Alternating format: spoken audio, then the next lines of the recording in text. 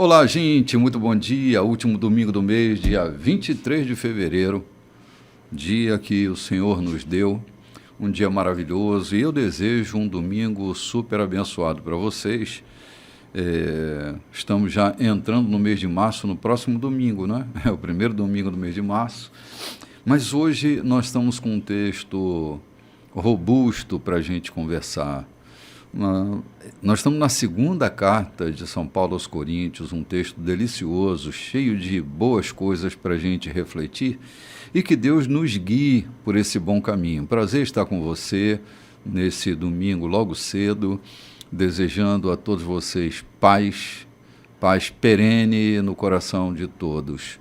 E eu venho acompanhado hoje da minha querida amiga Loide Nogueira. Muito bem-vinda, Loide, ao encontro de hoje. Bom dia, muito obrigada, meu bispo, esse encontro que promete, né? Promete, porque Promete. O texto é rico, né? Maravilhoso. Na semana passada, nós falamos a primeira carta, como Paulo disse que teve um momento que ele pensou que ia morrer, Sim. né? Mas quando tudo passou, ele viu que tudo estava contribuindo, né, para uma caminhada exitosa, e ele saiu dessa tempestade, desse conflito interior mais forte, como devemos sair, né? É.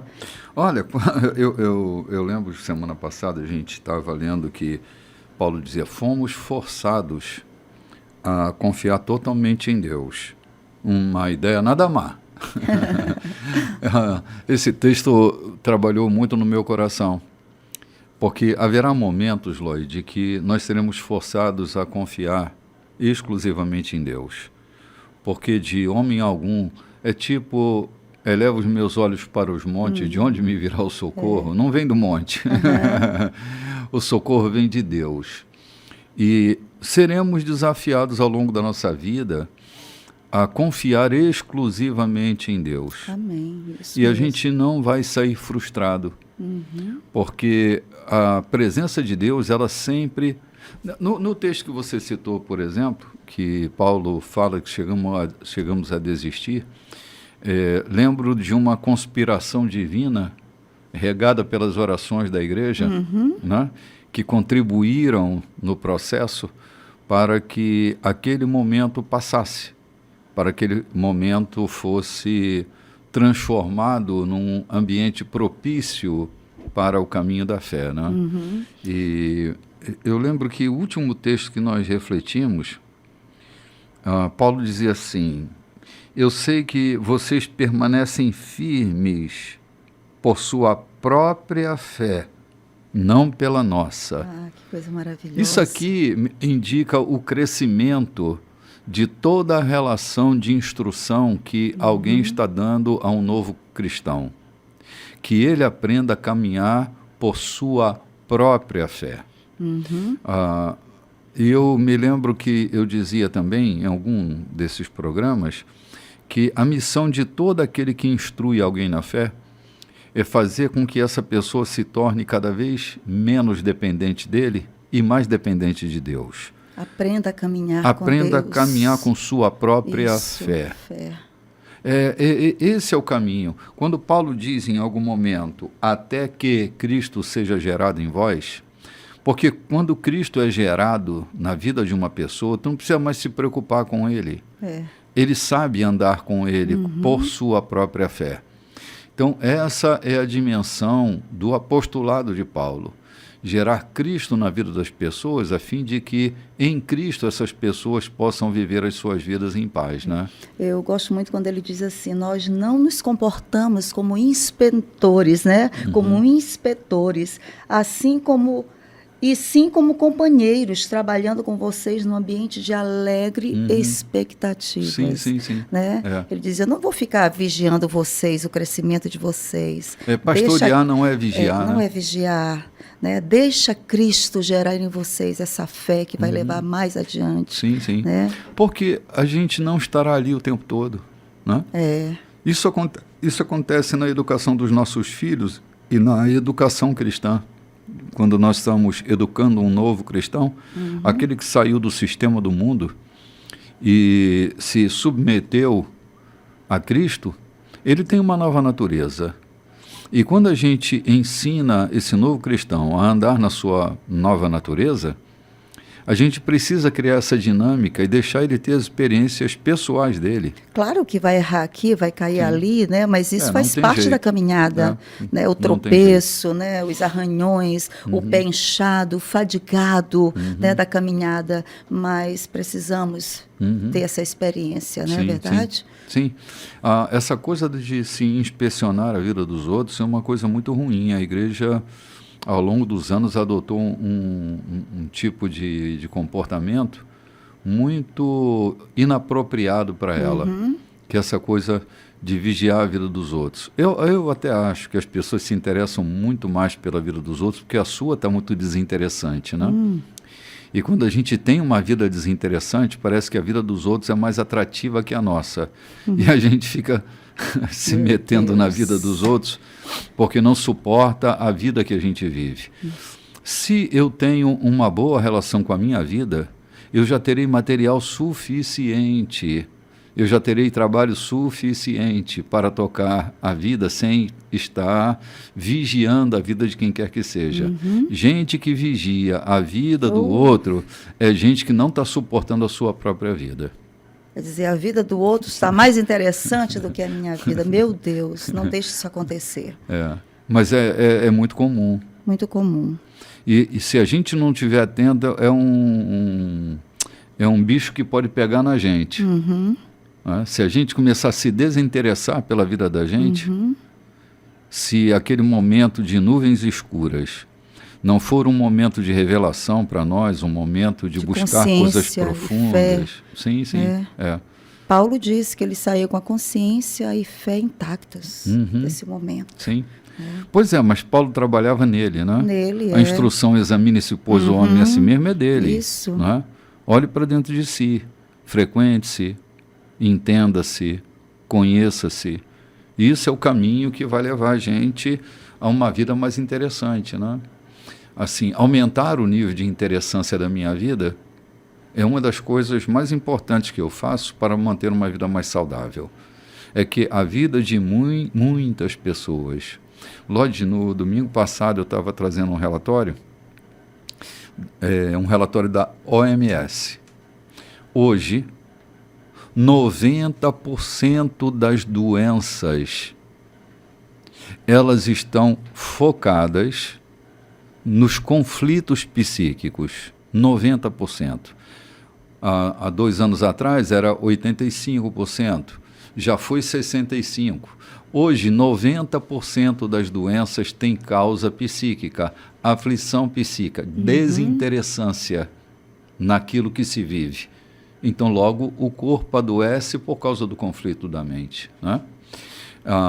Também nesse relatório, eu li que 86% dos brasileiros, 86% sofre de alguma questão na sua mente. É muito, né? É muito.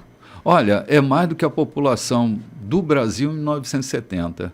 Em 1970, nós tínhamos 90 milhões. Tinha até uma musiquinha, né? 90 milhões em ação. Né? A música da seleção. Sim. Hoje, 186 milhões de pessoas estão classificadas pela OMS, estão classificadas com algum tipo de transtorno. Tu imagina isso? Meu Deus. 186 milhões de pessoas estão vivendo desinteressância na sua própria vida, estão conflitantes, não estão harmonizadas. Então, isso preocupa nós que pastoreamos a alma das pessoas, não é?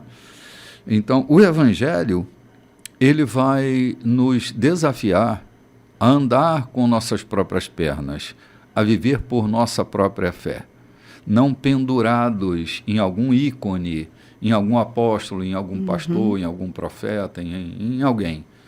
É caminhando com nossas próprias pernas. O Evangelho vai nos desafiar a abraçar o sofrimento, aprender a ressignificar a jornada.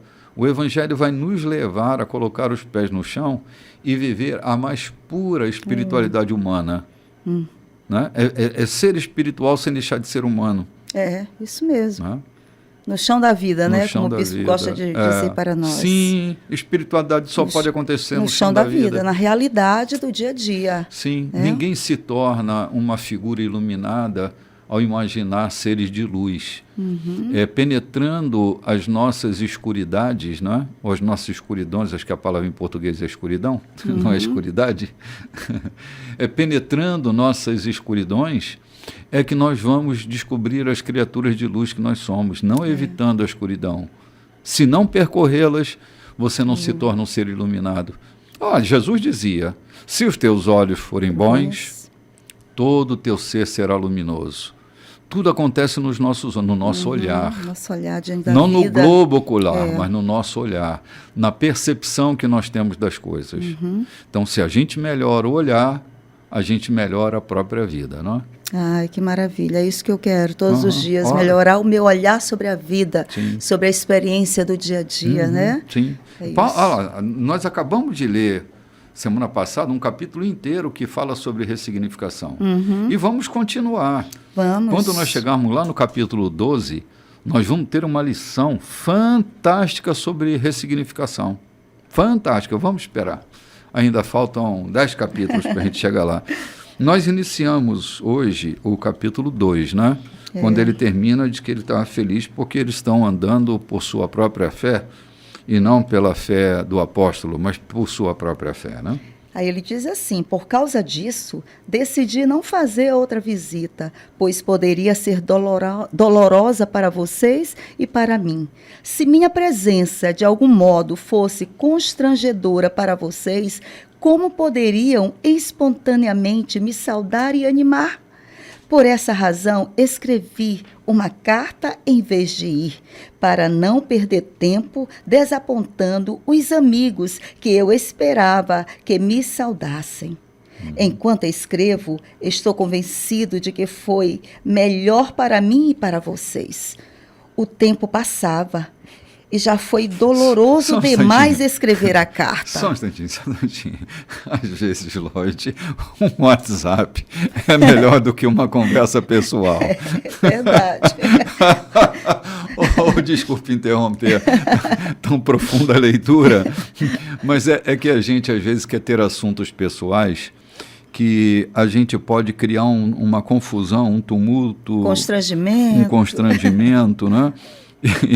E às vezes um WhatsApp é melhor do que uma conversa a olho. Há pessoas que se relacionam melhor escrevendo do que o cara a cara.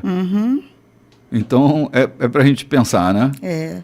Paulo tem momentos que ele diz, espera aí, tem coisa que eu vou dizer pessoalmente, mas agora neste momento ele diz, eu decidi escrever a carta. Sim. Né? Sim. Teve um momento que ele teve a decisão, não, vou deixar isso para resolver pessoalmente com vocês. Sim. E agora foi o contrário. Para evitar uma tempestade. Há coisas que deixar um bilhetinho pode evitar uma tempestade.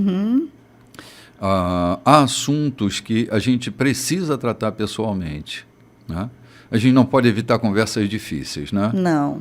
Se a gente evita uma conversa difícil, a gente pode estar criando uma vida difícil, né?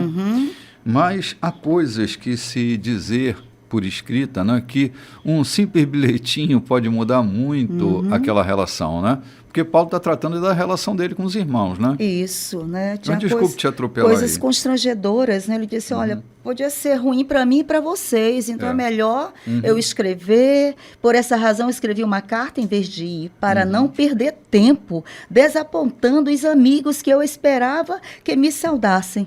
Aí ele diz, olha que coisa interessante, enquanto ele escrevia essa carta, ele diz, enquanto escrevo, estou convencido de que foi melhor para mim e para vocês. O tempo passava e já foi doloroso demais escrever a carta. Enquanto ele escrevia, meu bispo, ele tinha sentimentos, Sim. Ele sentia angústias, ele tinha coisa, meu Deus, essa carta aqui, como ele diz, é a carta que tem mais choro, mais lágrimas, né? E havia muita dor enquanto ele escrevia essa carta. E ele coloca aqui, eu acho lindo essa maneira quando ele diz, enquanto escrevo, estou convencido de que foi melhor para mim e para vocês. O tempo passava e já foi doloroso demais escrever a carta. O pergaminho tinha mais lágrimas que tinta. Mas não escrevi para causar sofrimento, e sim para que vocês soubessem quanto me preocupo. De fato, era mais que preocupação. Foi para mostrar quanto amo vocês. Agora, com respeito àquele que começou tudo isso e provocou toda essa dor, quero que saibam que, na ocasião, não fui o único ofendido, mas também todos vocês, com algumas exceções. Assim, não quero, estando aí, mostrar-me muito severo.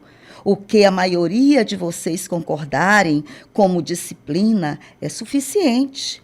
É hora de perdoar esse homem e ajudá-lo a se erguer. Se vocês aumentarem o sofrimento de culpa, o sentimento de culpa dele, ele acabará se afogando nessa culpa. Meu conselho agora é derramar amor. Então, vamos dar uma paradinha aqui. Derramar amor. Sim, se vocês se lembram dessa situação... Lá em 1 Coríntios, capítulo 5, exatamente, né? Quando ele fala de um rapaz que cometeu um ato que trouxe tanto peso para a igreja, esse rapaz, de alguma forma, se enlaçou com sua madrasta, né? Com a mulher de seu pai, e flagradamente ele teve uma relação sexual com ela. E isso gerou uma pressão na igreja que lidava com uma certa moral a essa altura do campeonato, né? E a igreja pede orientação ao apóstolo para corrigir. A gente não sabe muito bem, mas isso gerou muita tensão na igreja. Ele está falando dessas tensões, né? Tensões, isso. De ofensas e tal. Quanta tempestade, né, eles tiveram que enfrentar nesse caso específico. Mas eu estava falando um pouco antes da gente começar o programa sobre a importância de uma igreja cheia de compaixão, de uma igreja que é capaz de curar a vida das pessoas. Paulo está dizendo da rigidez da disciplina que foi feita sobre o rapaz, que ele até orientou que isso fosse feito, sim. Mas os excessos dessa disciplina estavam matando esse rapaz. Ele estava se afogando em tanta tristeza, os sentimentos de culpa que estava sobre ele. Gente, a culpa, ela é uma moeda forte, que às vezes as pessoas usam para manipular a vida das outras. E a igreja não foi feita para colocar, não foi construída, a ideia de nascer a igreja não foi para que a culpa dominasse a vida das pessoas. A igreja, ela nasce para ser um ponto conciliatório entre o coração de Deus e o coração dos homens.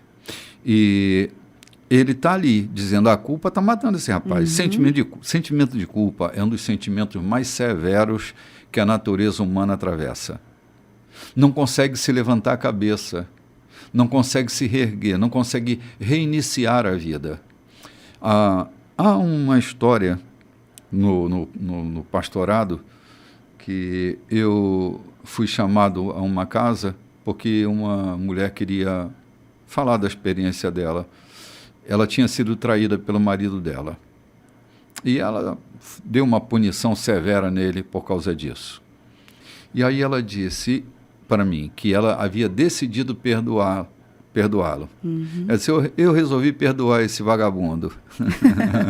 Eu disse, uai, resolveu perdoar o vagabundo? Eu disse, é mesmo? Eu disse para ele, a partir de hoje, tu está perdoado. Mas todo o salário vai estar na minha mão. Oh, meu Deus. Eu vou controlar o teu salário. E tem outra coisa. Você vai me servir café na cama até que eu morra. Que condenação. Eu disse para ela, você não perdoou. Ela disse, perdoei sim. Falei, não, a senhora fez um bom negócio. A senhora fez um negócio da China. Não foi perdão. Foi um negócio. Essa moeda é muito forte. A senhora está tratando ele com culpa. A senhora está usando a culpa dele para se beneficiar. Então, isso não é perdão. Isso é um negócio, uma negociação. A senhora é uma excelente negociadora, mas tem zero compaixão. A senhora não perdoou. A senhora decidiu que ele pudesse dormir na mesma cama, fazer sexo com a senhora de novo. Isso a senhora consentiu. Bonito, né? Mas consentiu porque ele pagou por isso. A senhora virou uma do job.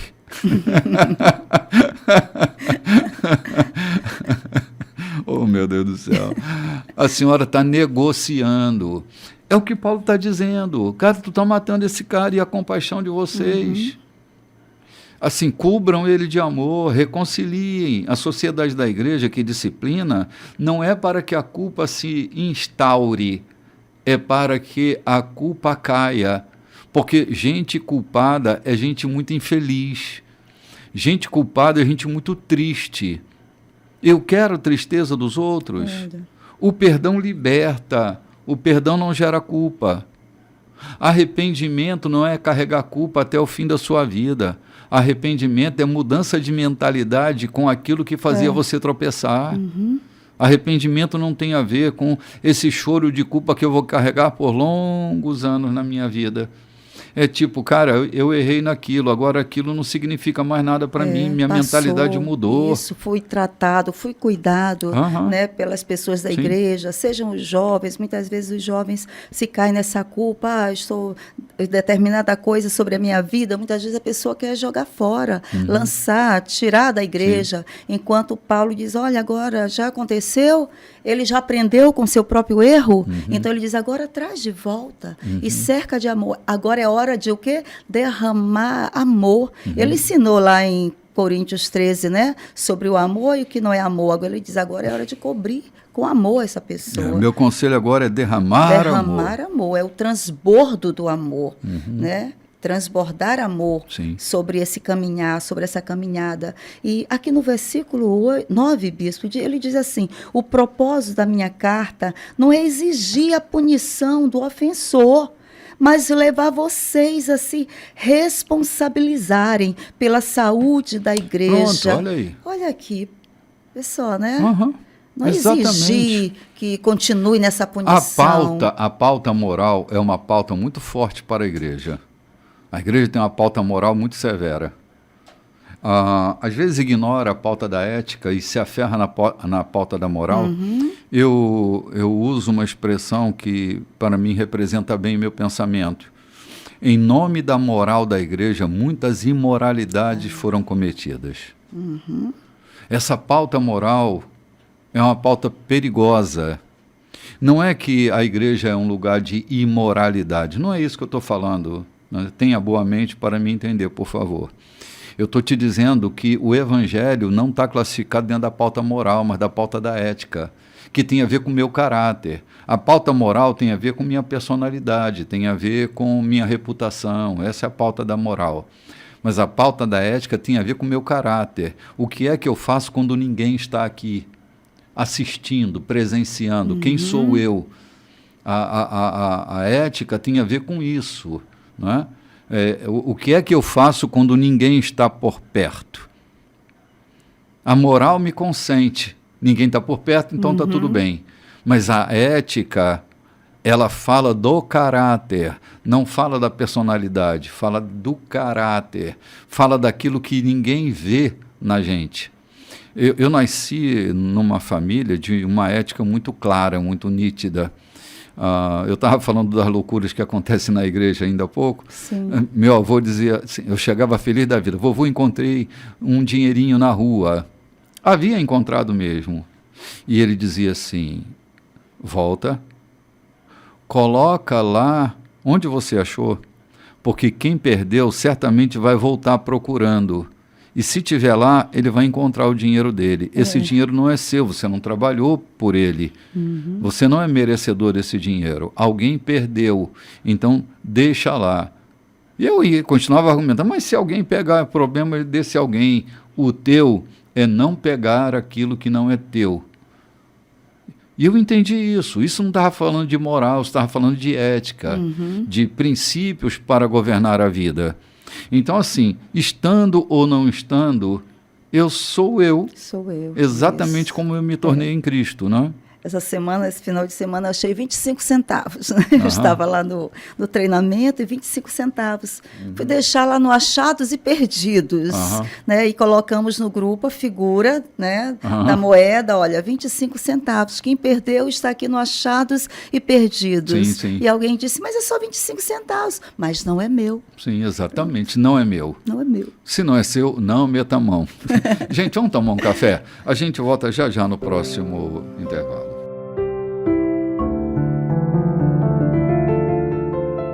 Olá, gente, de volta.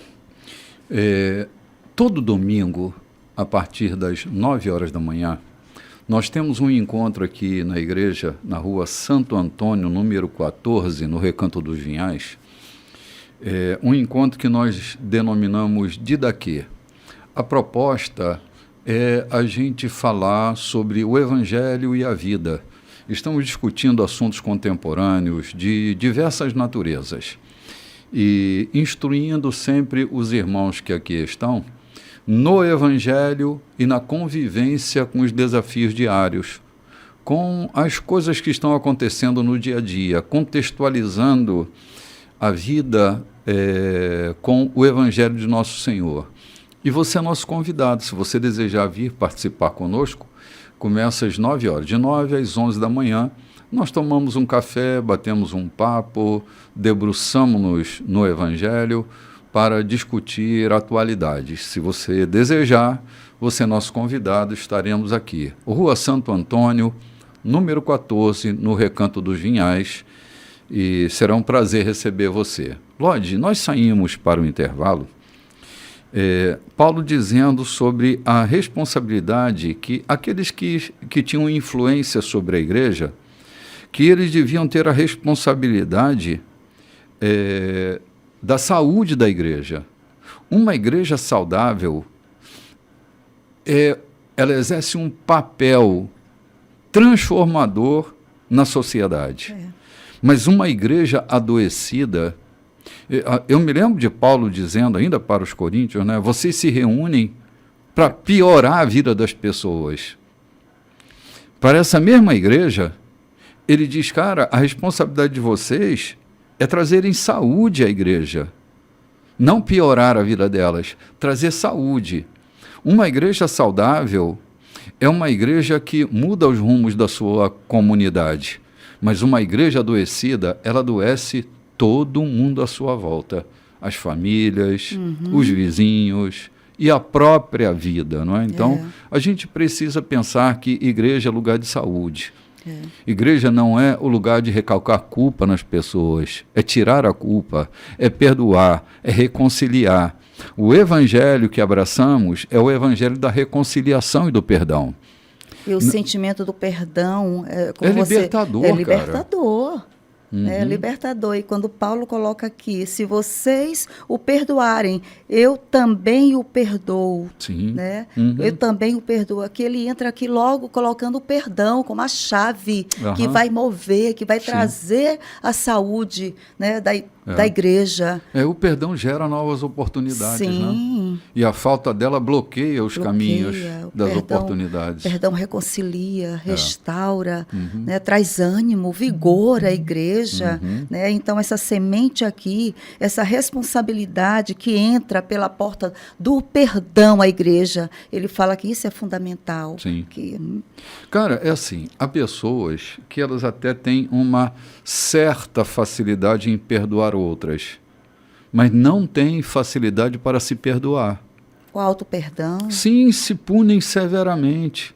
Há coisas que já passaram, os efeitos catastróficos já aconteceram, mas continuam agarradas na culpa, se punindo. Não precisa ninguém puni-las, elas já se punem. E muitas vezes porque eu não tenho auto-perdão, também não te perdoo. Sim. Pronto. Né? Eu vou carregar isso porque você não pode carregar também com você. Exatamente. Né? Essa culpa, essa dor. Né? Eu já ouvi falar muitas vezes assim, se comigo, na minha criação foi desse jeito, por que eu não posso fazer também na criação dos meus filhos? Sim. Ou seja, não houve o auto-perdão, não liberei aquela mãe, aquele pai, aquela madrinha, aquela pessoa que me sequelou, né? Por isso eu começo também uma caminhada de punição, né? De punir, Sim. de não perdoar. E aí entra no padrão, né? Da família, no padrão da igreja. Sim. Muitos pastores que foram sequelados ainda jovem, quando iniciavam o seu ministério, receberam lá uma sequela, uma dor, e caminha com essa dor na igreja, punindo, né, traçando normas que nem mesmo eles conseguem cumprir, não é, né? bispo? Sim, é assim.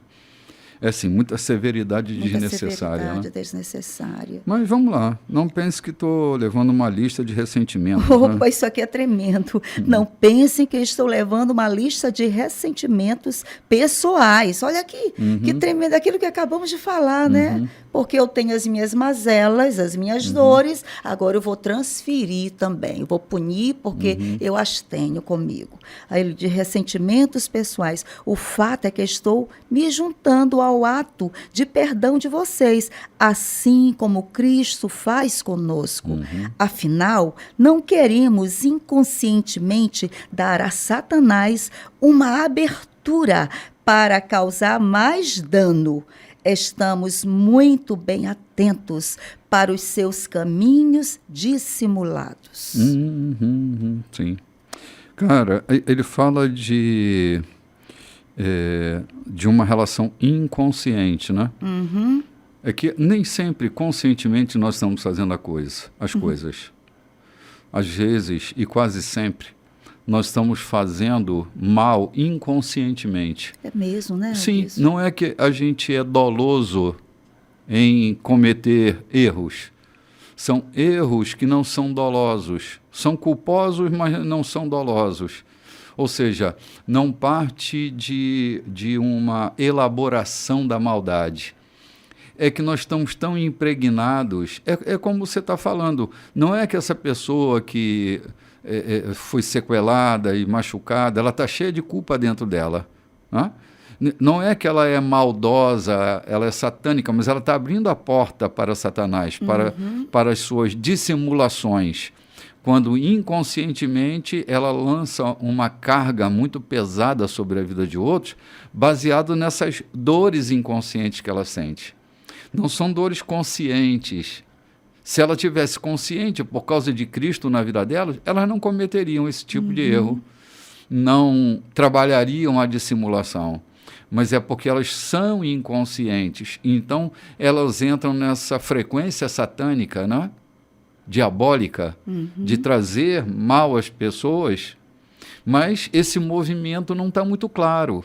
Consciente é tudo aquilo que a gente tem a percepção de, não é? Que a gente tem a noção de que realmente isso está acontecendo. Então, nós chamaríamos isso de uma culpa dolosa. Mas muitas das nossas culpas, elas não são dolosas, não é porque a gente é mau, é cruel, é ruim, mas é que a gente tem tanta reserva, tanto material inconsciente dentro da gente, e a gente vai dando respostas por essas relações inconscientes. E Paulo está chamando a atenção sobre isso, né? Chamando a atenção. A lista aqui não está carregada dos meus conflitos, não, né? Ele fala sobre isso bem claro, né? Não é uma lista de ressentimentos, de coisas que eu carrego comigo. É isso mesmo. Aí lá no versículo 12, ele diz: quando cheguei a Troade para proclamar a mensagem do Messias, senti plena abertura. Deus havia escancarado a porta, mas Tito não estava esperando por mim com notícias sobre vocês. Por isso, não consegui relaxar. Preocupado, fui para a Macedônia à procura de Tito e de alguma notícia que me tranquilizasse a respeito de vocês. E consegui, graças a Deus. No Messias, em Cristo, Deus nos leva de lugar em lugar num desfile de vitória perpétua. Por meio de nós, Ele traz o conhecimento de Cristo. Aonde quer que vamos, o povo aspira o excelente perfume desse conhecimento. Por causa de Cristo, exalamos uma doce fragrância que sobe até Deus e é reconhecida pelos que trilham o caminho da salvação. Um aroma com agradável cheiro de vida. Mas aqueles que estão no caminho da destruição nos tratam mais como se exalássemos o cheiro desagradável de um cadáver. É uma responsabilidade gigantesca. Quem é capaz de assumi-la? Pelo menos não adulteramos a palavra de Deus, nem a pomos à venda. Permanecemos na presença de Cristo quando falamos. O Deus nos olha no rosto. Falamos o que recebemos diretamente de Deus e o fazemos da maneira mais honesta possível. Sim. Lloyd, para que haja maior lucratividade, adultera-se a gasolina, adultera-se o perfume, adultera-se a cachaça, adultera-se o uísque, adultera-se para que aumente a lucratividade. Quando a gente está tratando do Evangelho, nós não estamos vendendo um produto. O Evangelho não é um produto que pode ser posto à venda. O Evangelho não pode ser adulterado. A adulteração do Evangelho pode produzir lucros e vantagens para os vendilhões do templo. Mas isso é reprovável diante de Deus. A gente precisa ser mais honesto quando prega, quando ensina, quando anuncia o reino, quando ensina sobre Jesus, a gente precisa ser mais honesto. É uma fala aos pregadores, né? Aos falsos aqui, Sim. né? Aqui é uma crítica de Paulo aqui, né? Sim. Aos falsos obreiros. Sim, porque assim, muitas zurrapas e muitas mixórdias, né? Ou seja, leite estragado e vinho falsificado está sendo posto no mercado como verdadeiras mercadorias e chamando isso de evangelho. Não é o evangelho. O evangelho tem responsabilidade. Tem a responsabilidade de deixar esse cheiro agradável. Isso não é? mesmo. Não, assim, a gente exala, por onde a gente vai, a gente exala alguma coisa. Ou a gente vai exalar cheiro de cadáver, ou a gente vai exalar um bom perfume. E a gente precisa estar atento a isso. É uma crítica pessoal minha, mas assim, é inevitável, eu preciso fazer essa crítica. Mas quando eu ouço alguns pregadores pregando, eu sinto o cheiro de cadáver. Carne dada aos vermes, cadáver.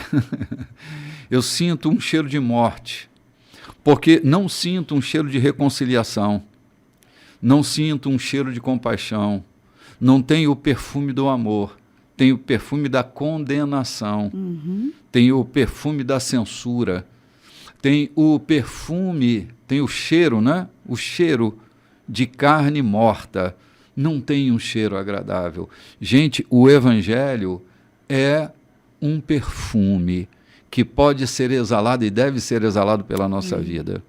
Anos atrás, eu estava numa viagem, era uma viagem longa de ônibus, uma viagem de 24 horas, era longe pra caramba.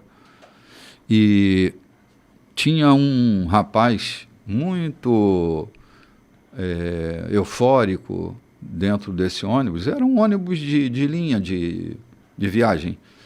E éramos 3 pastores dentro desse ônibus e tinha uma multidão que nem crente era, né? Esse rapaz, de madrugada, nessa viagem longa, de madrugada, todo mundo cansado, querendo dormir, e esse rapaz, num evangelho de condenação, pregando condenação para todo mundo que estava dentro do ônibus. Aí eu consultei os pastores que estavam comigo, falei, cara, o que a gente faz? Aí, rapaz, esse rapaz precisa parar de pregar essa condenação aqui dentro do ônibus, né? Eu falei, cara, eu vou me levantar, eu vou lá falar com ele. Me aproximei dele e disse, moço, no nome de Jesus, senta e vai dormir. Aí ele me disse, o evangelho incomoda, né? Eu falei, não, o Senhor incomoda. O Senhor está incomodando. O Senhor está incomodando o ônibus todo. Inclusive nós. Somos 3 pastores aqui. E nós 3 estamos dizendo para o Senhor ir dormir, porque o Senhor está causando um transtorno dentro do ônibus. E estava, causando um transtorno dentro do ônibus. E aí a população do ônibus toda aplaudiu e tal, a minha atitude. E eu disse para ele, se o senhor não parar, quando nós descermos, eu vou procurar o seu pastor e vou fazer uma queixa pessoal a ele da sua atitude inoportuna dentro de um veículo, dentro desse veículo que nós estamos. Então, por favor, vá dormir. Ele me pediu desculpas e foi dormir. Era o evangelho que estava incomodando? Não! Mas há um evangelho inoportuno, que não tem o peso do amor, da compaixão, da misericórdia, tem o da condenação. Isso mesmo. Quem, cara, às 3 horas da manhã quer ouvir, você vai para o inferno, você é um pecador, seu adúltero.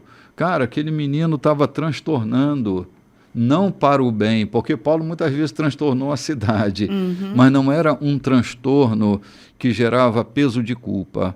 Era um transtorno por causa de outros interesses, inclusive econômico, né? Era. Quando ele chega a Éfeso, Sim. por exemplo, né, que ele vai quebrar a economia da cidade por causa da deusa Diana, Sim. né? Causa Então, um transtorno. causa um ali, transtorno, sim. Mas o evangelho, ele não incomoda. Não incomoda ninguém. Pelo contrário, ele produz uma possibilidade de reconciliação, Amém. de perdão, de um caminho que une o homem a Deus. Tem pendor para as grandes coisas. Sim. Então, assim, a gente precisa estar atento, cara, porque às vezes a gente está exalando um cheiro de cadáver, Oh, não um bom perfume, quando nós pregamos e ensinamos as coisas sobre Jesus. A gente precisa ser cuidadoso, né? isso mesmo. Bom, estamos indo lá para o capítulo 3 já, né, Lloyd? Dá para começar ainda? Dá, sim. tem tempo. Capítulo 3. Não parece que estamos elogiando a nós mesmos, insistindo em nossas credenciais, afirmando nossa autoridade? De jeito nenhum. Tampouco precisamos de cartas de recomendação, seja para vocês, seja de vocês. Vocês mesmos são toda a recomendação de que precisamos. A vida de vocês é uma carta que qualquer um pode ler simplesmente olhando para vocês. O próprio Cristo a escreveu, Meu Deus. não com tinta, mas com o Espírito do Deus vivo. Essa carta não é inscrita na pedra, mas entalhada em vidas humanas, e nós a publicamos. Vamos dar uma paradinha Que aqui, coisa cara. maravilhosa, somos cartas vivas. Eita, coisa maravilhosa. Lloyd, eu não diminuo, pelo contrário, eu levo a um fator exponencial o Evangelho, quando eu digo que o Evangelho precisa ser lido pelas linhas da nossa vida. Porque o que Cristo tem feito é escrever o Evangelho nas tábuas da nossa vida. É aqui que o Evangelho ganha consistência. Porque, assim, a gente não pode reduzir a importância do Evangelho colocando dentro de uma literatura hermética. Essa literatura, ela vaza e se inscreve na tábua da nossa vida. É aqui a literatura que tem contundência, é a literatura que escoa da minha vida. Quando eu me deixo ser lido, percebem logo a presença do Evangelho dentro de mim. A mensagem penetrou a minha vida. Eu me lembro de Jeremias, que diz, inscreverei a minha lei na tábua do coração de vocês. É disso que se trata. O Espírito Santo tem estabelecido e inscrito na tábua dos nossos corações esta lei. Amém. A lei que regula a ética da minha vida, a minha expressão nos lugares mais remotos e distantes. É ali que o Evangelho vai aparecer. Quando ninguém está vendo, quando eu posso abrir a minha vida e lá vão poder ver a presença do Cristo, a leitura da palavra viva, do Verbo que encarnou em mim. É aqui que a grandeza do Evangelho, que o enlevo do Evangelho ganha sentido. O Evangelho não está preso a uma literatura, há um monte de palavras escritas. O Evangelho é a mensagem. Evangelho é a mensagem de boas novas que nós recebemos. E quando essas boas novas nos encarnam, quando elas entram na nossa corrente sanguínea, quando elas viram vida em nós, cara, nós estamos exalando o perfume desse Evangelho o tempo inteiro. Então, cartas vivas que somos nós, é a possibilidade do Evangelho ser lido sem que eu tenha necessariamente que usar palavras. Né? Uma vez um pastor implicou comigo e deu publicidade a essa implicância, achando que eu estava inibindo a pregação do Evangelho quando eu repeti uma frase que eu achei muito correta. Pregue o Evangelho, se for necessário, use as palavras. Eu não estou inibindo, não estou dizendo que não se deva pregar a tempo e fora de tempo. Eu só estou dizendo que a profundidade do Evangelho vai ser vista sem que eu mesmo tenha que abrir a minha boca. E essa semana eu fui a uma padaria e eu comprei lá alguma coisa na padaria e uma moça que trabalhava na padaria veio andando na minha direção. Eu estava no caixa, ela disse, ô pastor e tal, eu não me lembro dela, mas ela se lembra de mim. Acho que porque ela deve ter me visto em algum canto e tal. Aí a moça do caixa diz assim, é porque uma pessoa que é do Evangelho, ela aparece logo a diferença, né? Mas eu não estava diferente, eu estava de bermuda, eu estava de sandália, eu estava de camiseta, ok? Eu não estava de paletó, gravata, com a Bíblia na mão. E a moça do caixa dizia, bem que eu vi uma diferença no senhor, né? Estava exalando bom perfume, né? Exatamente. Estava exalando. Sem olhares maliciosos, sem palavras dúbias, sem insinuações, ok? O Evangelho estava sendo lido, a presença de Cristo estava sendo discernida. É isso. Eu estava no quartel, Lloyd, uniformizado como todos os outros estavam, marchando como todos estavam marchando. Quando a tropa foi espalhada, eu fui na direção de umas pessoas que estavam lá, e a pessoa disse assim, você é crente, né? Eu falei, sou, mas como que você viu isso? Ele disse, a sua maneira de andar. Eu olhei para você e disse, esse cara é crente. Eu era um garoto de 19 anos, né? Eu disse, como assim? Como assim? Mas eu estava entendendo o que ela estava dizendo, né? Ela não viu eu falando do Evangelho, não ouviu o meu evangeliquez, ok? Eu estava de boca fechada, marchando como todo mundo estava. Ela disse, eu vi que você é diferente. Glória a Deus por isso. Essas diferenças, elas são notadas por causa do cheiro que a gente tem. Cheiro, isso mesmo. Essa semana, eu também tive essa experiência. Essa semana eu estava na atividade física, na academia. Sim. E no meio de tanta gente que estava lotado, o horário lotado, aquele horário mesmo, né, de pico da academia. E a professora chegou, você é evangélica? Eu disse, sim, sou. Como você percebeu? Ela, pelo teu jeito, está no teu rosto, né? Sim. Aí eu fui no banheiro, fui olhar o meu rosto. Eu fui no banheiro lavar meu rosto, fui olhar o meu rosto. Está no meu rosto. Sim. Quem é que está no meu rosto? Cristo. Sim, sim. Né? Cristo está em nós. É verdade. Cristo em nós é a esperança da glória. Cristo em nós é a esperança de lugares transformados. Né? Onde nós passamos, as pessoas são curadas. Lembra? Pedro passava e só a sombra de Pedro já curava. Então, quantas vezes a tua sombra na padaria não tem curado quem passa por lá, né? Na academia, pessoas estão sendo curadas sem nem eu saber, mas a minha sombra, o exalar, o bom perfume está curando pessoas, restaurando. Só você fazer o exercício junto com o outro, ceder, ajudar ele naquela dificuldade, ele já vê, é diferente essa pessoa. Sim. Alguma coisa está com ela. Quem está com ela? É Cristo. Sim. Isso é maravilhoso, é Cristo. É verdade, cara. Que coisa linda que a gente leu, né? Vamos lá, voltar ao texto aqui. Ficamos aonde, meu bispo? Deus sabe. Foi aqui, mas... e nós a publicamos. Não poderíamos estar mais seguros de que vocês são nossa carta de recomendação, escrita pelo próprio Cristo para Deus. Não pensaríamos em escrever tal carta. Só Deus pode escrever uma carta assim. Sua carta nos autoriza a levar adiante este novo plano de ação. O plano não foi escrito com tinta sobre papel, com muitas páginas de notas de rodapé, matando seu espírito. Foi escrito em sintonia, o espírito com o nosso espírito, a vida de Deus com a nossa vida. Que coisa, hein? Oh, coisa maravilhosa. Lloyd, eu tenho muito medo dessas notas de rodapé. Muitas Bíblias, meu bispo, tem as notas de rodapé. Sim, né? tem. Eu estou falando das vidas com nota de rodapé. Sim, sim. Ok? Sim. Interferências. Interferências. Sim. Pô, até a Sociedade Bíblica, quando ela coloca aqui um título no capítulo, é uma nota de rodapé. Não está falando do texto, está insinuando. Ok?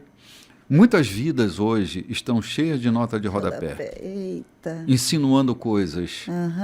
É assim, é que o texto sem roda de nota de rodapé, ela dá a sensação de que você está lendo a verdade sem retoque, sem insinuação, sem participação de um intérprete.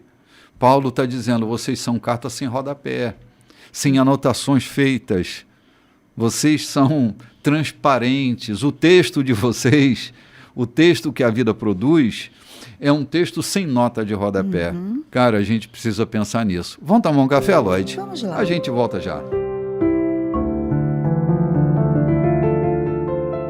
Olá, gente, de volta. Vamos lá ao próximo capítulo, Lloyd? Vamos sim. Bispo, antes eu gostaria que o senhor esclarecesse. Aqui eu fiquei com uma dúvida sobre... Aqui Paulo fala que... O plano? De um plano de ação. Aí ele diz que existe um plano que não foi escrito com tinta sobre papel, como muitas páginas de notas de rodapé. O que ele realmente matando está... o espírito ainda. Matando o que ele está falando realmente aqui? Eu fiquei assim querendo saber, curiosa. Tá. Nota de rodapé é um condicionamento que quem tocou no texto vai fazer para que as pessoas, por sua catequese, leiam aquele texto. É uma insinuação ao leitor. Então, o leitor não é livre para ler. Nota de rodapé é uma participação externa no texto. Há muita, e Paulo não está falando de um texto de literatura, não está falando de uma epístola que alguém comentou. Ele está falando de, gente, o plano não foi escrito com tinta sobre papel com muitas páginas de rodapé. Ele está falando dos cristãos que se tornaram esse plano escrito, sem nota de rodapé. Nota de rodapé são os comentários que fazem a nosso respeito e que criam uma identidade para nós. Uau. Muitas vezes, Lloyd, a identidade que a gente tem é dada pelo outro. Nós recebemos um nome, as pessoas dizem quem nós somos e nós vamos andando dessa maneira, ok? Identidade. A minha identidade ela é dada pelo outro. E quantas vezes a identidade de um texto é deturpada pela nota de rodapé? Assim, eu não estou desrespeitando as impressões da Bíblia, que tem um monte de nota de rodapé. Mas toda nota de rodapé não é Bíblia. A nota de rodapé é uma participação externa de alguém que está comentando sobre a originalidade do texto, está dando a sua participação.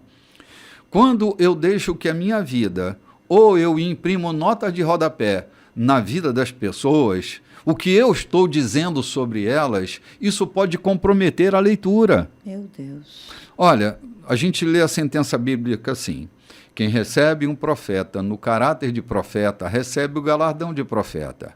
Quantos profetas não são recebidos no caráter de profetas? São recebidos no caráter das notas de rodapé que dizem sobre o profeta. E a palavra não flui e não se recebe o galardão de profeta. porque estão baseadas em notas de rodapé. Quantas notas de rodapé existem sobre a minha vida? Renato Chaves Moreira.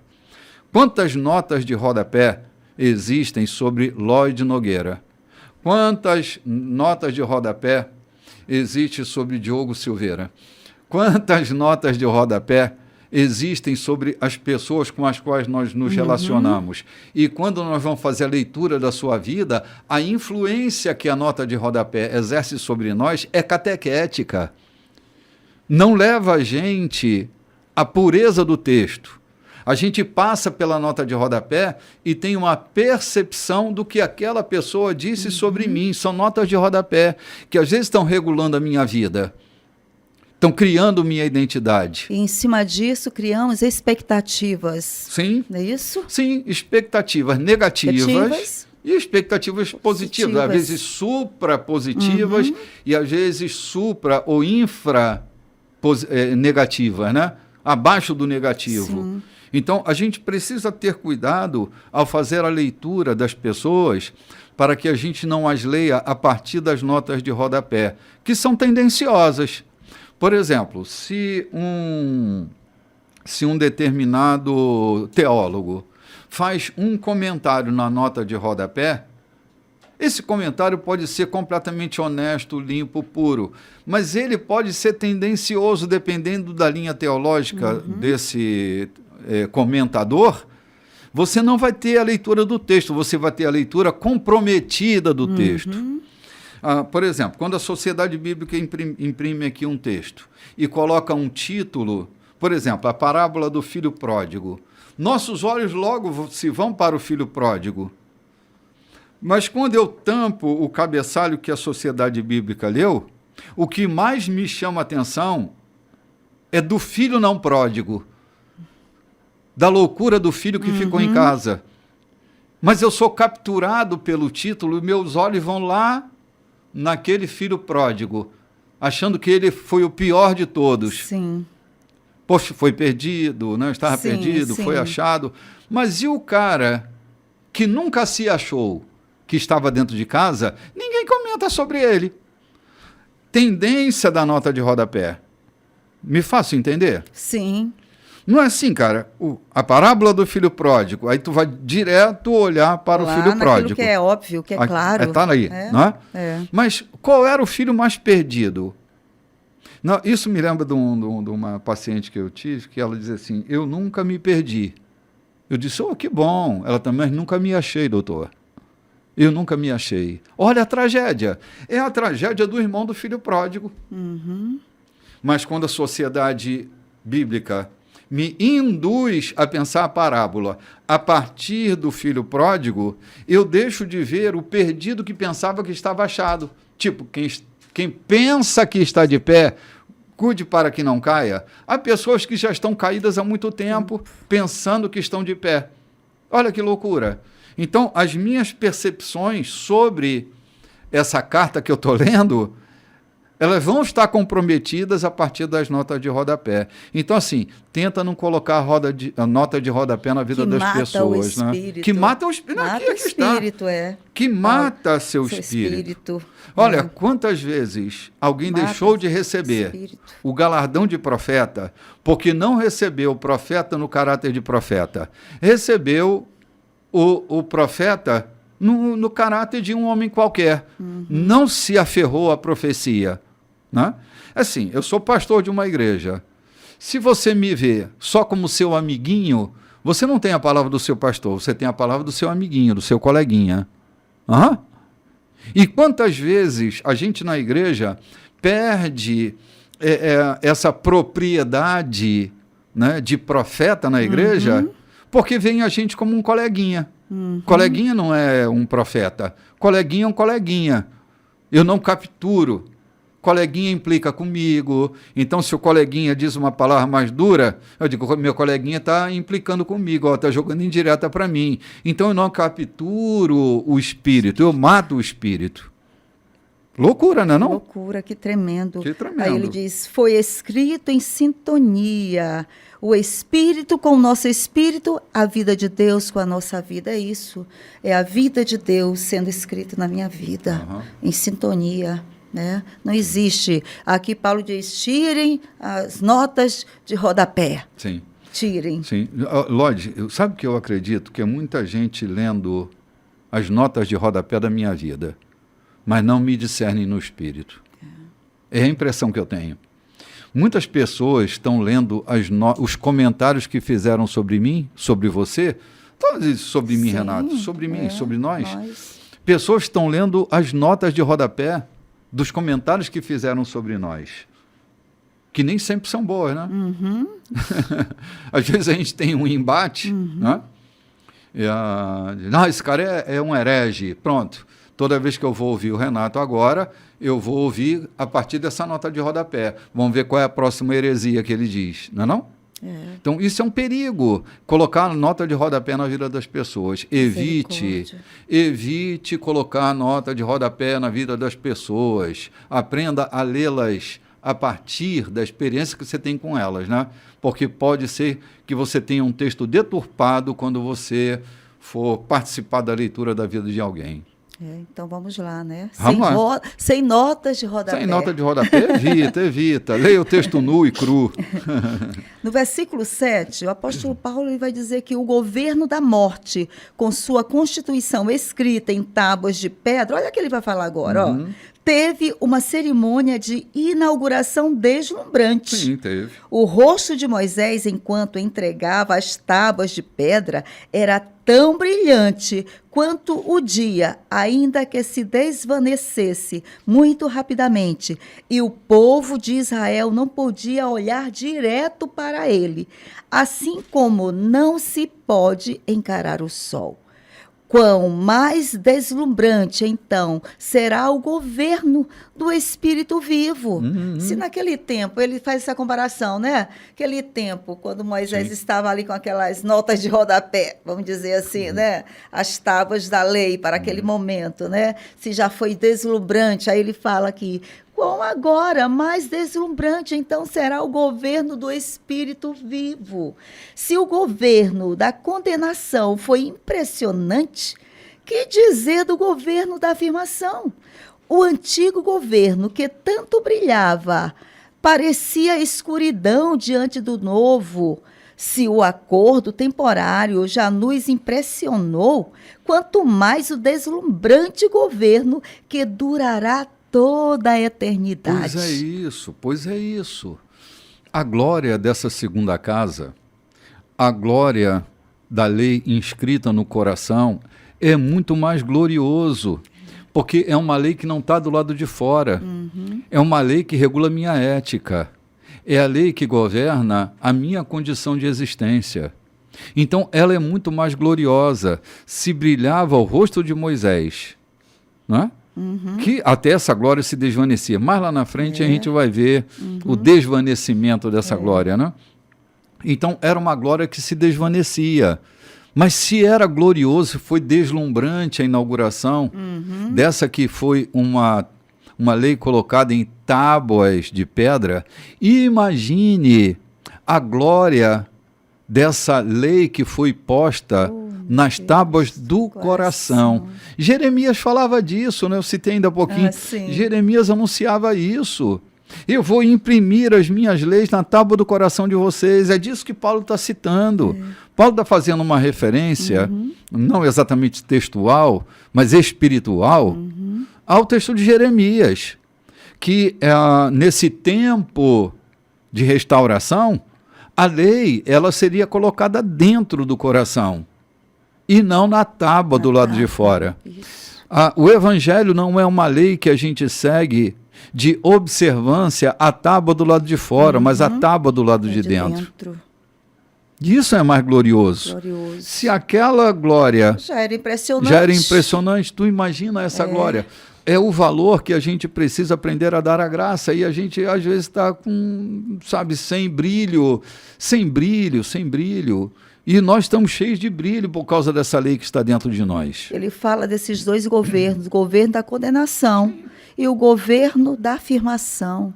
Condenação e hoje a afirmação. Né? A velha e a nova aliança, né? Aqui sendo... Né? Aí, no versículo 12, bispo, eu posso continuar? Sim. Com esse tipo de esperança que nos anima, nada nos segura. Nada. Ao contrário de Moisés, não temos nada a esconder. Conosco, tudo acontece às claras. É exatamente isso. Ele usava um véu para que os israelitas não percebessem o brilho que aos poucos ia morrendo. E eles não perceberam. Não foram capazes de perceber na época e não percebem agora. Exatamente que isso. não há nada naquele véu.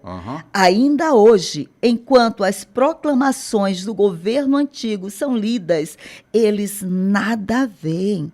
Somente Cristo pode tirar o véu, a fim de que eles possam ver por si mesmos que não há nada lá. No entanto, quando eles se voltam para Deus, como Moisés fez, Deus remove o véu. E lá estão eles, face a face com o Senhor. Descobrem, de repente, que Deus é uma presença pessoal, viva, não uma peça de pedra esculpida. E quando Deus está presente, um espírito vivo, aquela constituição antiga e repressora se torna ultrapassada. Estamos livres dela, todos nós. Nada mais fica entre nós e Deus. Nossa face brilha com o brilho de sua face. Somos transfigurados como o Messias e a nossa vida se torna cada vez mais deslumbrante e bela à medida que Deus entra em nossa vida e nos tornamos como Ele. Olha aí. Lloyd, esse véu de Moisés era uma máscara para ocultar a glória que estava sendo indo embora. E ele diz que até hoje o véu permanece na vida de alguns, que não são transparentes, precisam usar um véu para esconder uma glória que não está presente ali. Essa máscara, o véu agora se tornou numa máscara. O véu que protegia as pessoas de olharem o brilho, agora é um véu que esconde a ausência do brilho. Para se manter, alguns usam véu, para que sejam reparados como alguém importante, usam véu. Mas a glória já não está mais ali. Você lembra, normalmente falando de véu, mas não de Moisés, mas lembra do véu do santuário? Sim. Que foi rasgado do alto a baixo? Sim. Quando esse véu é rasgado do alto a baixo, descobre-se uma coisa que os manipuladores da fé já sabiam. Os religiosos já sabiam. Mas aqueles que eram desavisados e que viviam uma vida de religiosidade não sabiam. É que a arca não estava lá. Era um culto sem a presença de Deus. Era um culto sem a glória. A liturgia era caprichada. Os cabritos continuavam sendo mortos, as ovelhas, as pombinhas, toda a liturgia, o aparato, não é? A indumentária do sacerdote. Tudo funcionava normalmente. Mas a arca já não estava mais lá atrás do véu. O véu não escondia mais a arca. O véu escondia a ausência da arca. Eu estou fazendo uma comparação. Sim, é tão atual isso, Sim. né, Bispo? Gente, às vezes, o que acontece é que a gente capricha nas pirotecnias culticas, Isso mesmo. nos caprichos litúrgicos, para esconder que a presença de Deus não está mais ali. Eu sei que eu estou sendo severo na minha crítica, mas me desculpe a severidade. Mas vamos colocar a nossa mão na consciência, porque Paulo diz, foi quando Moisés colocou a mão na sua consciência e disse, opa, vou buscar o Senhor, que a glória retorna para a vida dele. Quando, diante do espelho da consciência, nós nos voltamos para Deus, o brilho volta para a nossa vida. Volta. O brilho volta para a nossa vida. Eu entornei café aqui, vocês estão só ouvindo e não estão vendo. Eu derrubei café, eu acho que foi minha ira aqui. A minha ira fez eu derrubar café hoje. Gente, mas isso aqui é para se denunciar. Isso é para se pôr uma denúncia nítida, clara, de reprovação com esses métodos que eles atendem à demanda da religiosidade, mas não atendem à grandeza e à beleza da proclamação do Evangelho. Olhando para esse texto, eu me arrepio. A primeira vez que eu li esse texto, Lloyd, com a minha consciência clara, eu me assustei. E a mim mesmo eu me perguntei, meu Deus, será que eu não estou com mais um véu colocado no meu rosto para que as pessoas não vejam que a glória já não está mais aqui? Então, todo esse meu rigor cultico, toda essa minha exigência, toda essa minha fala grosseira, toda essa minha estupidez, não é para esconder uma glória que já foi embora? Será que esse grosso véu que eu estou usando não é para denunciar a ausência de uma glória que já não está mais ali? Será que eu não estou fugindo, ocultando a transparência que deveria estar ali e não está? Não é um véu para proteger as pessoas, é um véu para esconder aquilo que está por trás dele. Isso para mim me bateu tão forte. Tem uma mensagem minha, eu acho que é a Bacia dos Espelhos, se eu não me engano, que eu uso esse texto para expor a importância de se ter um espelho. Lembra dos sacerdotes que tinham que lavar as mãos e os pés para que eles não morressem? Ao lavar as mãos e os pés, que naquela bacia que era feita dos espelhos das mulheres que serviam à porta da tenda da congregação. Gente, nós estamos falando de coisa profunda do Evangelho. Então, assim, é profundidade. Talvez você tenha que ouvir mais uma vez do que a gente está falando, e minha sugestão é que, se você está ouvindo pela rádio, no YouTube, esse mesmo programa vai estar sendo transmitido a partir das 9 horas da manhã, para que você possa fazer uma reflexão, uma nova flexão sobre o assunto que a gente está tratando, que é de seríssima importância. A questão do véu é de seríssima importância para a igreja contemporânea, para uma igreja que busca ser espiritual de verdade, não uma igreja que tem que se esconder através das alegorias religiosas para parecer que é.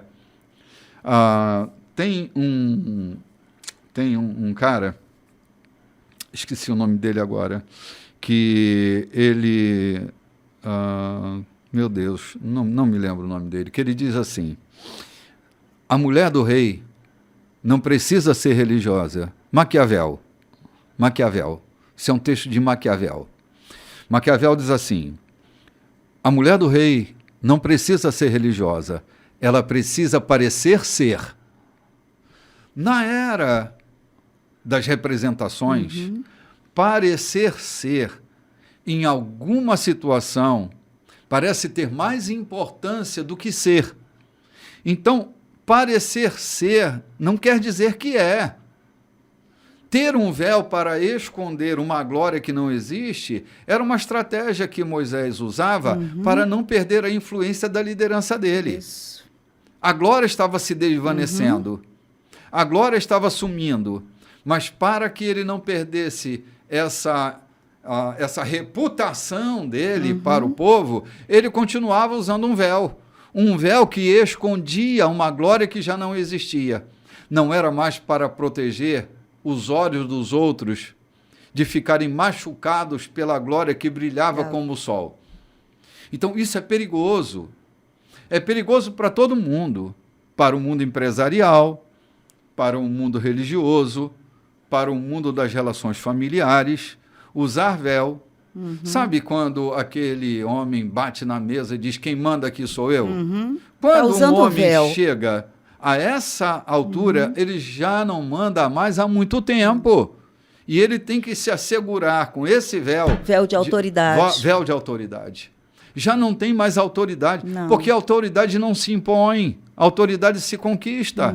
Ele já perdeu a autoridade há muito tempo, aí tem que bater na mesa, tem que bater nas crianças, tem que bater na mulher, tem que sair espancando tudo, tem que ficar controlando pelo cartão de crédito todo mundo, porque todo mundo depende dele, ok? Não tem mais respeito, tem medo, mas não tem respeito. Essa é a função desse véu que Moisés estava usando. Bastou ele se voltar para o Senhor e a glória retorna. Onde há o Espírito do Senhor, aí a liberdade, esse texto vai estar falando sobre isso, a liberdade que o Espírito de Deus nos dá é a liberdade de nós andarmos sem um véu para esconder qualquer coisa. Esse texto não fala da liberdade de um culto anárquico, onde o Espírito do Senhor, Não, aí não tem é a isso, liberdade, eu faço uma bagunça no culto como em nome muitos da traduzem para liberdade. esse lado, né, interpretam Então, assim. não é disso que o texto está falando, a gente tem que contextualizar. O texto está falando da liberdade que todo ser humano tem quando o Espírito de Deus anda nele, caminha com ele, né? Caminha dentro dele. Então, nós somos livres, não temos que esconder nada, é disso que Paulo está falando no texto. Não temos que esconder ocultar, nada. esconder nada. É transparente, é claro. O evangelho que vivemos é claro. A gente não tem que usar alegoria, a gente não tem que usar subterfúgios, a gente não tem que usar um véu, a gente tem que se arrepender e buscar a arca de novo. Amém. Né? E ele diz, só Jesus pode tirar esse véu. Só Jesus pode tirar esse véu. Só Jesus. Uma igreja cheia de véus, né? Véus no ensino, véus, né, na sua maneira de ministrar o louvor, é o que a gente mais vê, né? Coisas que parece ser, mas não é. Então não chega a lugar nenhum. E aqui Paulo é tão... Somente Cristo pode tirar o véu a fim de que eles possam ver por si mesmos que não há nada lá. Somente Cristo. Lloyd, eu tenho assim, é uma observação minha, não sei se Cristo está nisso, mas eu estou nesse meu comentário. Quando você tem um pregador que a única mensagem que ele tem é o pecado, pecado, pecado, pecado, ele está falando mais dele do que do evangelho, do medo que ele tem de pecar ou do pecado que ele comete e se pune. Tipo, é uma pregação sadomasoquista. Ele bate nele mesmo. Ele tem orgasmos culticos batendo nele mesmo. Porque tudo na vida dele gira em torno do pecado. Tem um véu aí, tem uma máscara por aí. Sim, é uma mensagem usada como um véu para esconder aquilo que está nele. É tipo o assassino que vai lá na delegacia para fazer uma queixa que o cônjuge que ele matou sumiu. Sim, querendo direcionar para outra parte. Para outra parte, outro quando lugar. O grande problema está nele mesmo, entendeu? Isso. Vamos ali tomar um café, Lloyd? Vamos E a gente volta já. Olá, gente, de volta para o último e quarto bloco da nossa programação.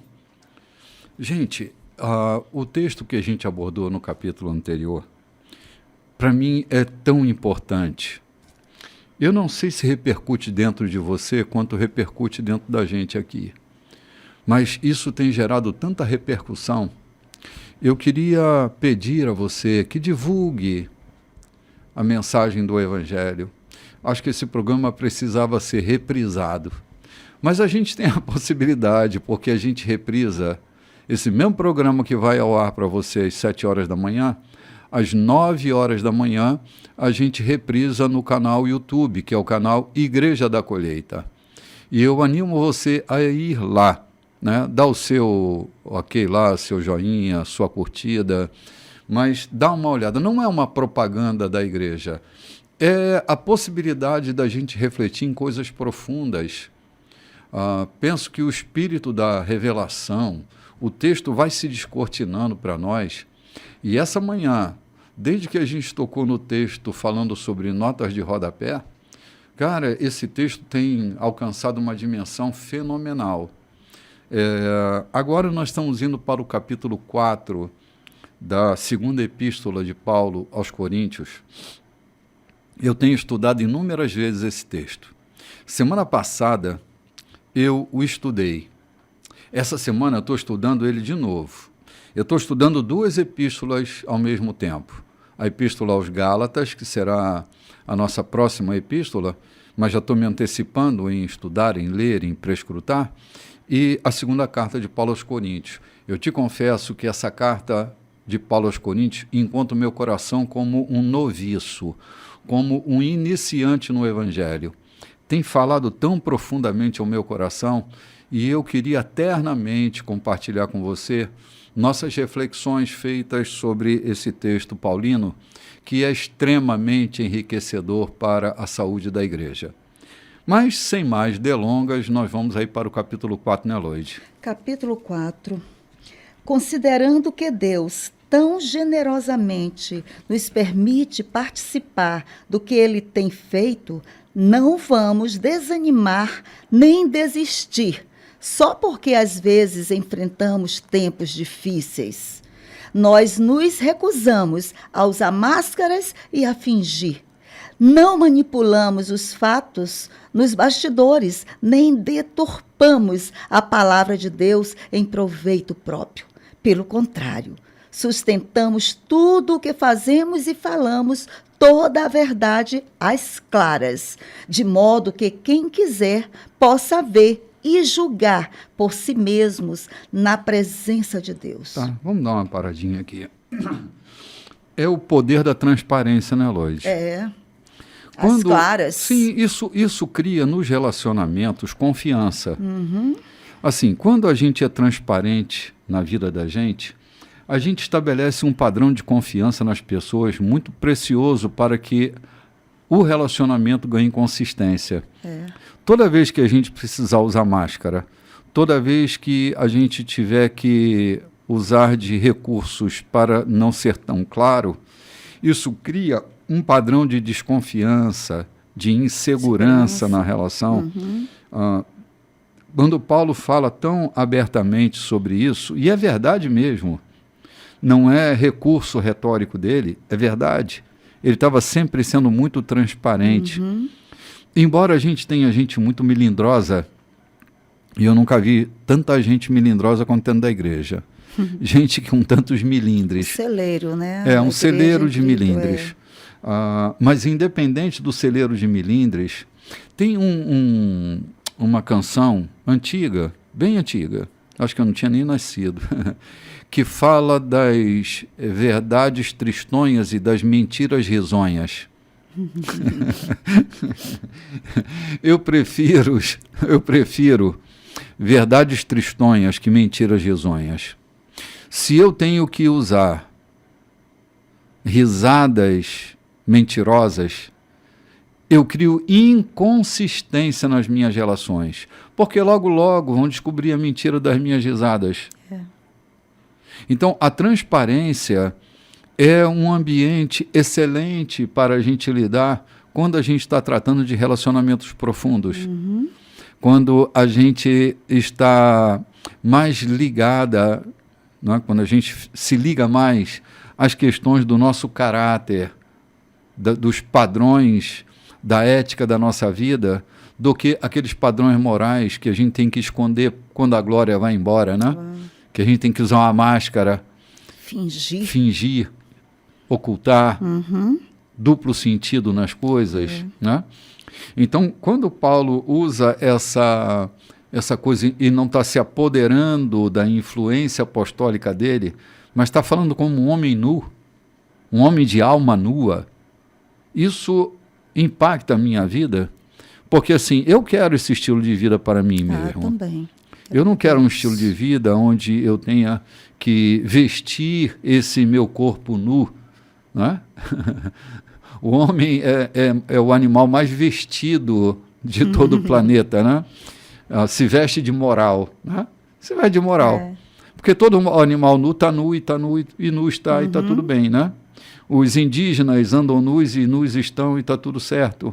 E nós temos que cobrir nosso corpo nu de moralidade, vestindo-nos disso e criando insinuações para despertar sensualidades, não? Em alguns corpos, né? Alguns corpos, a nudez é tão vergonhosa que elas têm que se esconder. E usam esses padrões morais para se esconderem dos seus corpos nus. Eu sei que eu estou fazendo uma miscelânea aqui, mas só para a gente entender que gente de alma nua a gente não tem medo, mas a gente morre de medo. Gente que usa máscara para esconder a sua nudez, que usa recursos, subterfúgios para esconder e não gerar transparência na relação. É isso que gera inconsistência no casamento, nas relações ministeriais, nas relações familiares. Não é? A verdade não ser um valor, a transparência não ser um valor a ser alcançado, né? É isso. Dentro da igreja ou fora da igreja, na empresa, buscar por esses valores de transparência, né, de desenvolver o nosso eu, né, a ponto que eu não consiga, não queira usar máscaras, seja conversando com o meu bispo, seja conversando com o meu filho, com o meu líder, com o marido, com um amigo. Porque quanto mais máscaras, mais mentiras. Né? É ali um berço de mentiras, é uma mentira atrás da outra, em cima da outra, e não se sustenta. A hipocrisia é essa máscara, né? Não é? A máscara do teatro, né? Aquela máscara de duas caras. O nome a coisa da hipocrisia, da personalidade e da hipocrisia nasce dessa máscara do teatro, né? Aquelas duas caras. E nós que fomos atravessados por Cristo, não precisamos ter duas caras. O nosso sim é sim e o nosso não é não. Dizer sim quando se tem que dizer não, ou dizer não quando tem que se dizer sim, é usar de máscaras para ocultar o que de fato está acontecendo na vida da gente. Né? Isso mesmo. Deus nos livre disso. Não, Deus nos livre e guarde. Vamos lá para o verso 3 agora, né, Loide? 3. Se a mensagem parece obscura para alguns, não é porque a escondemos, não.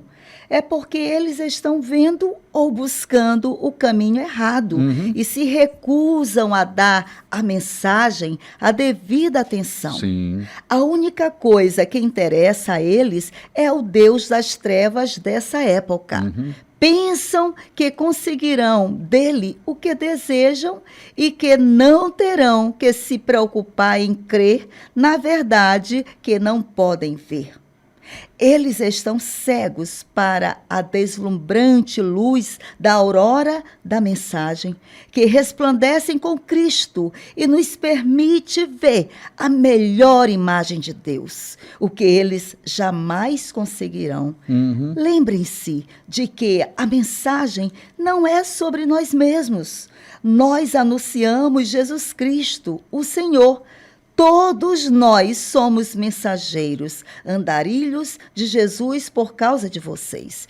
Isso começou quando Deus disse que a luz brilhe nas trevas. E a nossa vida ficou cheia de luz quando vimos e compreendemos Deus pela face de Cristo, tudo belo e deslumbrante. Muito bem, vamos dar uma paradinha aqui. Eu leio esse texto e começo a pensar que, às vezes, as pessoas leem a mensagem ou enxergam a mensagem que é nítida, que é clara, a partir das suas escuridões. Sabe, quando alguém escreve alguma coisa, quando essa mensagem é lida, normalmente ela é lida com o repertório de quem lê, não do repertório de quem escreveu. Quando uma mensagem é ouvida, ela é ouvida com o repertório que se tem de quem ouve, e não com o repertório de quem falou.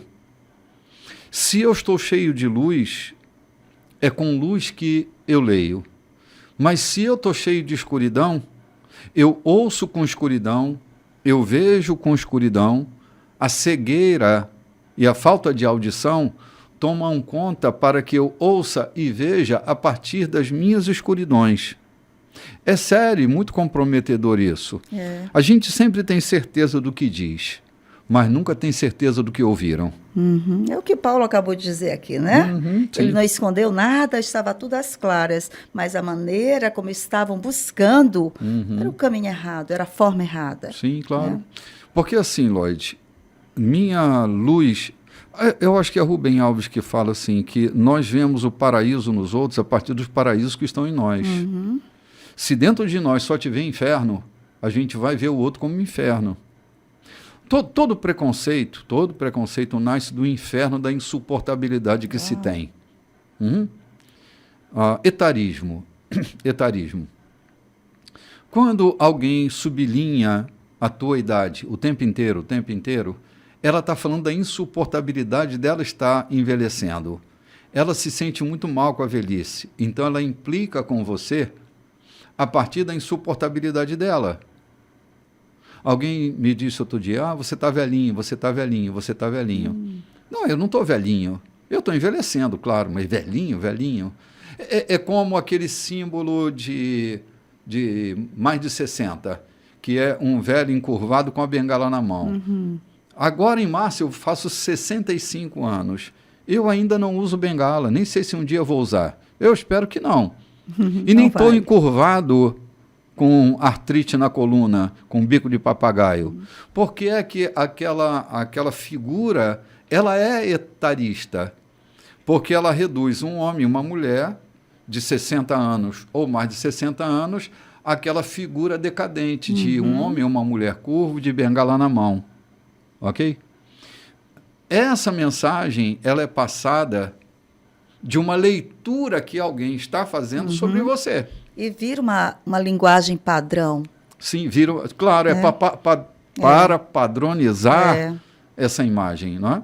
Então, assim, a gente tem que ter muito cuidado com esses padrões, porque Paulo está falando de uma mensagem transparente e que alguém está lendo com escuridão, de uma mensagem dita às claras que estão ouvindo com escuridões.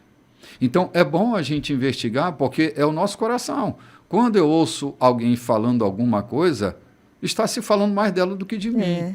Freud tem um texto que é muito engraçado, que ele diz, quanto mais Pedro fala de Paulo, mais eu sei de Pedro do que de Paulo.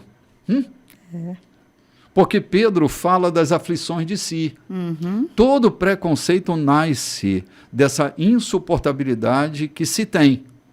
Seja preconceito na sexualidade, preconceito racial, preconceito etário, qualquer tipo de preconceito, ok? Ele está mais baseado na insuportabilidade que se tem do que uma implicância do nada. Não é do nada, é do tudo que se tem. E olha que a gente pensa que está falando do outro, né, meu bispo? Está falando de si. Está falando disso, isso mesmo. Quando uma pessoa vem fazer uma queixa sobre mim, eu acho que ela está falando mais dela do que de mim. É, isso mesmo. É claro que eu não deixo de considerar, porque a queixa pode ser verdadeira, né? Mas quando a queixa não é verdadeira, eu fico entendendo que ela está falando mais dela do que de mim, entende? É natural. Então eu vivo melhor assim, quando eu fico interpretando o que é que estão dizendo para mim. Oh, meu Deus, tadinho, está tão velhinho. Está tão velhinho. Só falta bengalinha. Está se sentindo tão velhinho, né? Então, assim, aprenda a ler melhor a vida e as pessoas e você vai viver dias melhores, cara. Né? Isso mesmo. Te ouviram com trevas? Quantas pessoas me ouvem com trevas? Eu conto uma história de que eu escrevi um texto uma vez no Facebook. Eu escrevi um texto, eu acordei aquele dia bem-humorado, escrevi um texto bem bacana e postei. Pouquíssimo tempo depois, alguém me pergunta, por que é que você está tão irritado? Eu não estava irritado, eu estava de excelente humor. É que a leitura dessa pessoa falava sobre a irritabilidade que ela estava dentro dela, sobre essa aflição interna que ela tinha. Não estava falando de mim. Eu não estava de mau humor, eu estava muito bem. Estava falando dela, das insuportabilidades dela, entendeu? Se a gente fizer leituras mais precisas, a gente vai ver a escuridão dos outros se manifestando o tempo inteiro. É como ainda há pouco eu dizia, quando você tem um pregador que tudo que ele faz é bater no pecado, o pecado sexual e o adultério, certamente tem uma aflição psíquica nele. Ou ele é um adúltero e está se espancando na pregação que ele faz, ou ele está vivendo um conflito insuportável dentro dele e antes que ele cometa, ele está se protegendo. É uma linha de guia que ele faz para se proteger. Porque, cara, o evangelho tem tanta riqueza para eu estar agarrado no pecado o tempo inteiro. Quando a gente não tem nada a ver com pecado, a gente tem uma riqueza no evangelho. Mas quando a gente estreita o evangelho só para falar de pecado, é porque tem alguma coisa que não está muito legal ali. E Paulo diz que a mensagem não é sobre nós mesmos. Não é isso, é exatamente. A mensagem não é. Não é. A mensagem não pode estar comprometida com nós mesmos. A mensagem é Cristo. Cristo é o Evangelho. Cristo é a lei. Cristo é o Verbo. Cristo é o haja de Deus. Amém. Se a gente não entende isso, a gente vai ficar falando da gente o tempo inteiro e não de Cristo. E não de Cristo. Ele diz no versículo 7, se olharem apenas para nós, vocês podem perder o brilho. Levamos a mensagem preciosa em vasos de barro, sem adornos, ou seja, em nossa vida.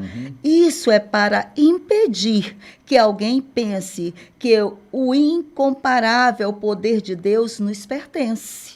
Vocês sabem que não temos muita coisa de nós mesmos. Estamos soterrados de problemas, mas não desmoralizados. Não sabemos direito o que fazer, mas sabemos que Deus sabe o que fazer. Estamos espiritualmente aterrorizados, mas Deus não nos abandonou. Caímos, mas não estamos derrotados. O que fizeram a Jesus, fizeram a nós. Julgamento, tortura, zombaria e assassinato. Jesus faz em nós o que fez entre eles. Ele vive. Nossa vida está em constante risco por causa de Jesus, o que faz a vida dele mais evidente em nós. Enquanto enfrentamos o pior, vocês conseguem o melhor. Eita, mano. Que tremendo. Olha, sabe o que eu penso? Esse texto, ele tem me falado de muitas maneiras. A semântica dele me alcança em algumas áreas. Uma delas é a importância de você aprender a mapear as tuas emoções e os teus sentimentos. Paulo está falando, ele começa dizendo aqui, estamos soterrados de problema, mas não desmoralizados. Isso. Porque assim, normalmente uma pessoa que está soterrada de problema, ela se sente desmoralizada. Quando ela não sabe o que fazer, ela fica perdida. Mas entender que Deus sabe o que faz, nos tira dessa falta de norteamento na vida. Se eu não souber mapear muito bem o que eu estou sentindo, né, e como eu estou reagindo, eu posso me perder na vida. Perde o mesmo. Que Paulo está mostrando para nós é que é necessário ter um mapeamento dos nossos sentimentos e das nossas emoções. Porque as pessoas nos abandonam e logo nós nos sentimos abandonados, desamparados. Mas o fato de pessoas nos abandonarem, olha, nós pastores, certamente nós estamos falando para um monte de pastor aqui, está nos ouvindo, toda vez que um crente sai da igreja, seja lá por qual motivo, a gente se sente desamparado. Tem um sentimento infantil de abandono em nós, que onde foi que eu errei para essa pessoa ir para outra igreja? A gente pega esse sentimento infantil e fica agarrado nele. E se esquece que as pessoas não estão obrigadas a andar conosco até o fim da vida delas. Que às vezes nós somos só uma boa estação de passagem na vida delas. Que o que nós somos na vida é um bom motorista de um veículo coletivo que as pessoas entram, desembarcam, outras embarcam, outras desembarcam, e ninguém está obrigado a ir ao nosso destino. Que nós somos estações, que às vezes somos usados, e nós também usamos outros como estações. Que algumas pessoas, elas passam por nós, extraem o melhor de nós e vão produzir bons frutos em outro lugar. Então não quer dizer que agora estou me sentindo desamparado. João saiu da igreja, Mariazinha saiu da igreja, eu fui abandonado. Gente, durante anos eu carreguei esse sentimento de abandono, esse sentimento de desamparo, que é comum à natureza humana, mas eu o prendia dentro de um sentimento infantil. Logo, minhas emoções reproduzidas, elas iam para o meu corpo, me deixava fraco, me deixava abatido. Eu não tenho que me abater quando uma pessoa sai da minha vida. Simplesmente ela não nasceu para estar comigo. Se nascesse para estar comigo estaria. Então, há pessoas que entram... Eu estou trazendo aqui um detalhe disso, né? De sentimentos que às vezes a gente se prende a eles e a gente não faz releitura disso. Fica com as mesmas lentes infantis, não é? Que conduziram a gente durante tanto tempo. Paulo, escrevendo aos Coríntios também, né? No capítulo 13 da primeira carta, ele diz, quando eu era menino, eu pensava como menino, sentia como menino, falava como menino, agia como menino. Quando eu me tornei homem maduro, eu desisti. Desistência. Tem coisa que se a gente não desistir na vida da gente, vai continuar nos acompanhando. São coisas de uma obra infantil na vida da gente. Quantos adultos infantilizados nós temos? Porque não crescem, ficam sempre com aquele mesmo sentimento infantil, não aprendem a fazer releituras da vida. O que Paulo está mostrando aqui nesse mapeamento que ele faz é, cara, eu estou tendo um estímulo aqui, mas minhas emoções são outras a partir desse estímulo. Eu estou, assim, tá gente me abandonando, mas eu não estou desamparado. Tem gente indo embora, mas eu não estou desamparado. Deus está comigo, eu estou com Ele presente na minha vida, né? Eu caio, mas eu não fico prostrado. Né? Eu não estou com esse sentimento de prostração em mim. É uma coisa, eu tenho que aprender a cair. Quem não sabe cair, não sabe se levantar. Paulo aqui também, bispo, ele coloca aqui nos versículos de 7 por aqui, ele diz que foi propósito de Deus colocar essa mensagem nesse vaso de barro. Sim. Né? Esse vaso para que a glória seja da própria mensagem, não do vaso de barro. Isso, esse vaso de barro. E ele fala, como você falou antes, estamos soterrados como vaso de barro, fragilizados, né? Propensos a cair, uma queda e tal, soterrados de problemas. Esses problemas, eles podem somatizar? Claro, sempre, se a gente não aprender a negociar. Eu citei no início do programa que doenças psicossomáticas, e psico é o que está na minha mente, e somático é o que está no meu corpo. São duas palavras gregas, né? Psico e somato. Somato é o que acontece no corpo. Psicossomático, a aflição mental que afeta o corpo.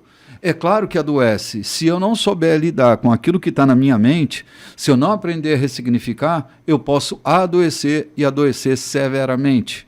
90% das doenças, foi a notícia que eu dei, eu abri o encontro de hoje. Sim. 90% das doenças hoje, narrativa da OMS, vem do sistema psíquico, como ele somatiza no corpo, como ele interfere no corpo, né? E, Lodi, nosso tempo já acabou. Uau, estava tão bom. Vixe Maria. Fica para a próxima, né? Gente, um forte abraço para vocês. Um domingo espetacular, um domingo maravilhoso. Nós voltamos domingo próximo que vem, às 7 horas da manhã, estaremos juntos, e às 9 pelo YouTube. Forte abraço em todos vocês e até mais. Ademã, de leve. Shalom.